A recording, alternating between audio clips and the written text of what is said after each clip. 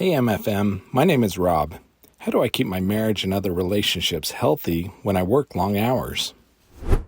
All right, it's One Question Friday. Somebody asked a question about marriage. I've been married for a few years. I've been with my wife in a relationship for 10 years plus, and it's a pretty great relationship. Someone was asking me for advice on it, and I'm going to reference something that I used to do. So basically, I talked about this thing on this pod. So basically, I've got this new thing I'm working on, and my co-founder and we did something interesting that seems pretty obvious to me, but when I mentioned it on the podcast, it surprised some people. But basically, we kind of like both had an idea that we wanted to work on, and we were like, cool, like this is something I would like to work on. Would you like to work on? And he said, yeah, whatever. And so we got a little bit of attraction, and we go, all right, we know this can work, but let's pump the brakes, stop right now. And I want to have a conversation with you. And what I want to know is a bunch of questions. And so I sent him the same questions, and then I went and answered them on my own. And it basically outlined here's the categories. It was, what do I want? So financially, I said what I want my personal net worth to be. I said that I want to have freedom. I want the ability to fly private. I want to live in different cities throughout the year. I want to be present in my future children's and current wife's life.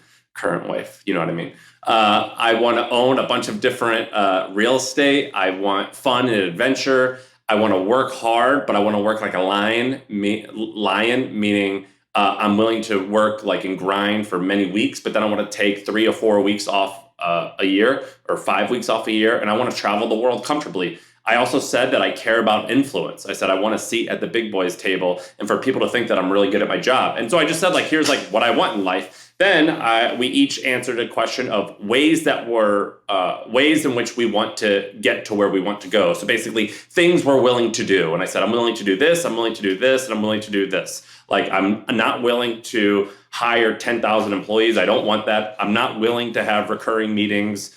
I'm not willing to do this or that. I am willing to work 80 hours a week. I am willing to put this first above every other project I have, things like that. And then finally, we said, like, here's what we want out of this business. We want to aggressively scale it, or that's what I said. I want to aggressively scale it. I want to hit $100 million in revenue in X amount of years. So anyway, really specific. And then he answered this on his own, and we came back together and we said, all right, let's see where we align and where we don't align, because I want to figure out right away if there's any deal breakers. And in fact, this is what I did when I sold my company. I said, HubSpot wanted to buy us, and they sent me a cold email and they go, hey, we want to talk about partnership. And I was like, I don't know what partnership means. Does that mean you want to buy us? Just tell me right away. And they said, yeah, we want to buy you. I said, cool. Here's a Google Doc, and I list out all the reasons why you don't want to buy us and where we stink. If that list is okay with you, talk to me again.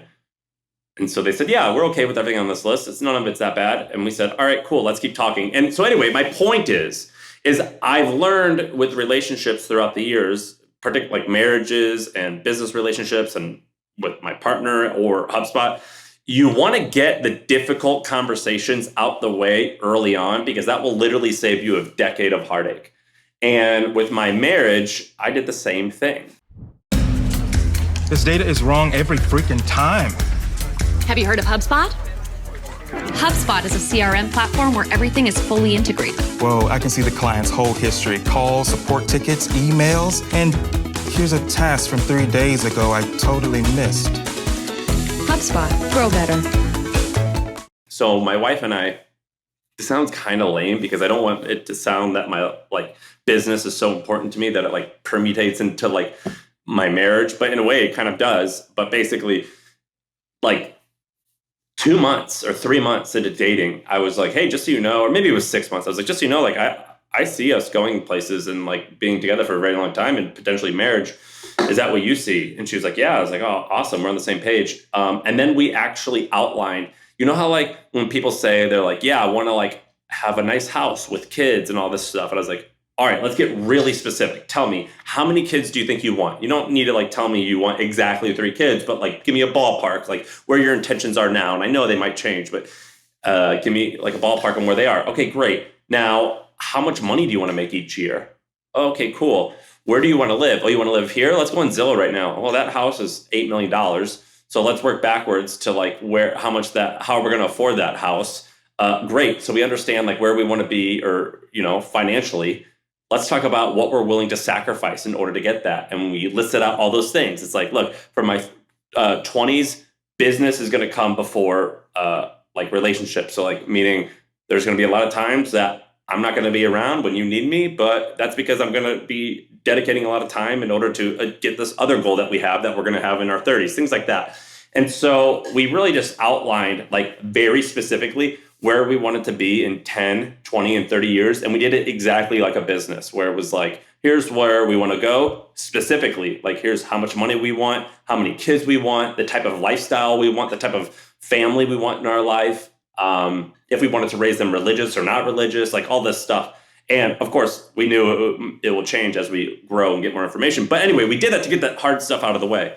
Another thing that we do, which is like kind of lame, but you know how a company has OKRs, which stands for objectives and key results. And like you're supposed to set those quarterly. And annually, you have like an annual target and then like quarterly like benchmarks. We do that for our life. And so we have an adventure one. We have a like relationship one, we have a financial one, and we have a physical fitness one, where it's like, all right, here's what we want to do like for our health. Here's what we want the trips that we want to take. Here's where we want to be financially. Here's the ways that we want to like give back to our family and spend time with them. And we actually do these check-ins once a week. I use this journal that my friend started. Her name's Kat. It's called Best Self Co. And she's got this relationship journal. And for the longest time, we still do it, but we would meet once a week on Friday, and we would document where we are, according to our goals. And it's pretty successful. So anyway, that's how I look at my marriage. I take it like, I do two things that are kind of odd, but I think it works.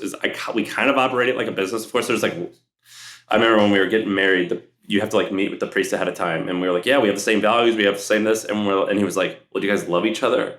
And we're like, yeah, dude, obviously, like, of course. So like, I want to acknowledge that like, this sounds like really regimented, but there's like all that love, and the important stuff is totally obviously there. That's the most important thing. But like logistically, we do a really good job of like outlining what we want to achieve together as a family for the next quarter and the next year and the next 10 years. And then we do a really good job of like checking in weekly and monthly to discussing like, are we happy with how things are going? What do we need to change? And things like that.